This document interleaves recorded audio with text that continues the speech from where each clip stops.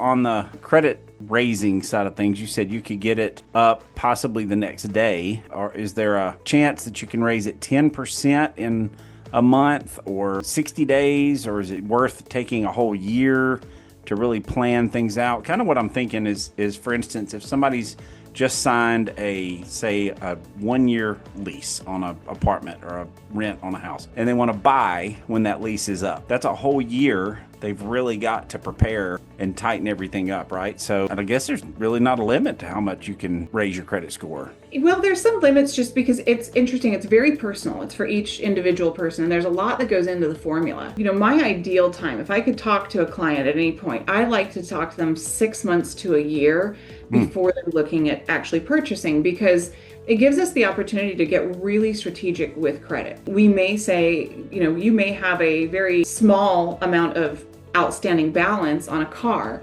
but maybe that payment is higher than the credit card. So we may pay that off first and not work with the credit cards. There's a lot of different pieces that we push and pull to make someone fit. Now, the amount of improvement is really dependent on the client individually, again, because we have to look at their history, their credit utilization, their amount of accounts that are open.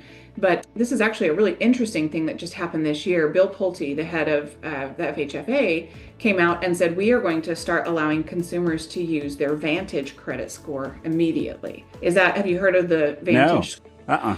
So there's several different scoring models, and this is where credit's so confusing, because you look on Credit Karma and you've got a 750, and then you talk to me and you've got a 680. And it makes sense. Why is your score different? And it's because we use different scoring models. The Vantage score is a score that actually takes into account people that have not maybe more limited credit history. We can use utility payments to help document. We can also use rental payments to help build credit under that score. Now, lenders and the government, we have not yet gotten that score worked into our software, even though we're allowed to use it. But come spring next year, we're going to have a different scoring model available. And so that's something that people can do right now, is take steps to improve that Vantage score. And a couple things you can do there is make sure that you're paying your rent through a verifiable means. Never pay rent in cash.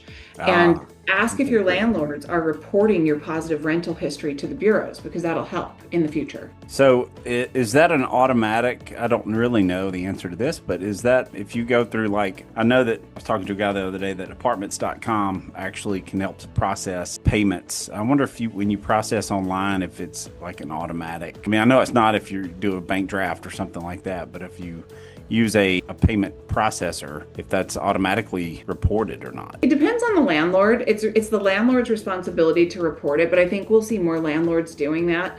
There are software solutions that you can sign up for, and those will actually help register and track your history. But we also have internal tools. We have a tool through Fannie Mae where we can verify rental payments using your bank account. The baseline message there is never pay rent in cash. Pay rent with a checking savings account and have it through some verifiable means, and ideally the same bank account every month, because then we can document that and we can use that as a positive payment history. That's awesome. Okay. What else? You got any other thoughts on any of that? I basically want to say here at the end of the day, credit scores and credit talk can be real confusing and complicated sounding. But again, you could go straight to Credit Karma, but I'd say call a lender, call Christi first. Christi, what's your email, and do you want to give out your phone number or no? Yeah, absolutely. Yeah. The quickest way to get me is to send me a text at 615-997-7471. You can also email me. It's Christi, which is CHRISTI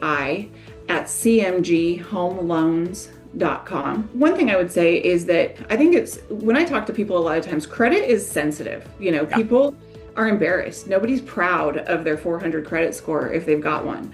Yep. But I think it's just really important to take some of the shame out of all that. We all live life. We all do things right and we do things wrong. And there's truly no judgment. We look at that credit score, and that's a picture of what happened. And what our job is to figure out what's the next chapter. What are we going to do next? And how do we help overcome those hurdles? So, that's such a great thought. Sorry to cut you off, but I was like, hey, that's job security, because very few, if people had perfect credit scores, they probably wouldn't need a whole lot of help, right? But most people, I would venture to probably think 80 or 90% of America has issues with credit, not a perfect credit score by any means. And so talking to a lender early on helps you figure out where you are. Right? It's kind of like help me figure out where I am and where I need to go, and that's where your confidence comes in. So, but thank you for hanging out with me today for a little bit. I appreciate you. Thanks for having me, Tanny. I appreciate it. And to everybody listening, remember, clarity beats fear every time. That's a great quote I heard the other day. So, thanks for listening to the Genuine Guide to Real Estate. See you next time.